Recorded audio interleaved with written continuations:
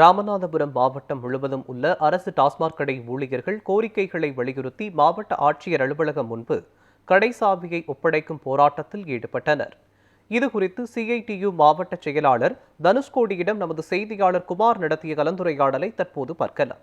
மாவட்டம் முழுவதும் உள்ள அரசு மதுபான கடைகளை அடைத்துவிட்டு தற்பொழுது கோரிக்கைகளை வலியுறுத்தி மதுபான கடையினுடைய கூட்டமைப்பினர் அதிகாரிகளை சந்திக்கக்கூடிய ஒரு நிகழ்வு நடைபெற்றுக் கொண்டிருக்கிறது.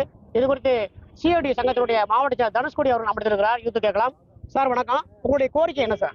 சார் வணக்கம் சார். இப்போ நிர்வாகம் காலி மதுபான பாட்டில அமல்படுத்துவது அது சமூகம் நலம் சார்ந்த திட்டம் தான். அந்த திட்டத்துக்கு ஒரே கோரிக்கை, அது வேற அவுட் சோர்சிங்ல வெளியில ஆள் வச்சு பண்ணிக்கோங்க. எங்க தொழிலாளிகளை அதில் பயன்படுத்த முடியாது. அந்த அளவுக்கு கட்டமைப்பு வசதியே போல அதுக்கான எந்த கட்டமைப்பு வசதியும் கிடையாது. வயசும் எங்களுக்கு ஒத்துழைப்பு இல்லை. எனவே இந்த திட்டத்தை தனியார் மயமாக்கி கொடுக்கணும். இந்த திட்டத்தை நாங்கள் எதிர்க்கல.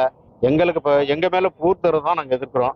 இந்த கோரிக்கை நிறைவேறுவது வரைக்கும் நாங்கள் இப்போ அதிகாரிகிட்ட பேச்சுவார்த்தை போகிறோம். இந்த கோரிக்கையை மட்டும் நிறைவேற்றுற மாதிரி அன்போட அனைத்து சங்க சார்பாக கேட்டுக்கொள்கிறேன். இப்போ ராமநாதபுரம் மாவட்டத்தில் 109 கடைகளை அடைச்சிருக்கீங்க. இப்போ அரசுக்கு பெரிய இழப்பு ஏற்பட்டிருக்கு. இந்த இழப்பை இந்த நேரத்தை ஏற்படுத்துறது சரியா? தவறு தான். அதே சமயத்தில் எங்கள் கோரிக்கை கிட்டத்தட்ட ஒரு வாரமா 10 நாள் தொடர்ந்து உரிய அதிகாரிக்கு 2-3 மாசமா சொல்லிக்கிட்டே இருக்கோம். அதை உரிய முறையில் அவங்க பரிசீலிக்கிறாங்க இல்லையே.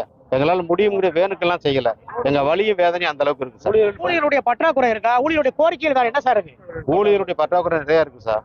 ஊழியருடைய பற்றாக்குறை இல்லாம நாங்க இதுக்குள்ள போகல சார். மற்ற மாவட்டங்கள்ல எப்படி பண்ணிட்டு இருக்காங்க? ராமநாதனுடைய நிலைமை என்ன? மற்ற மாவட்டத்திலும் இதே நிலைமை தான், போராட்டத்தில் போய்கிட்டே இருக்கு.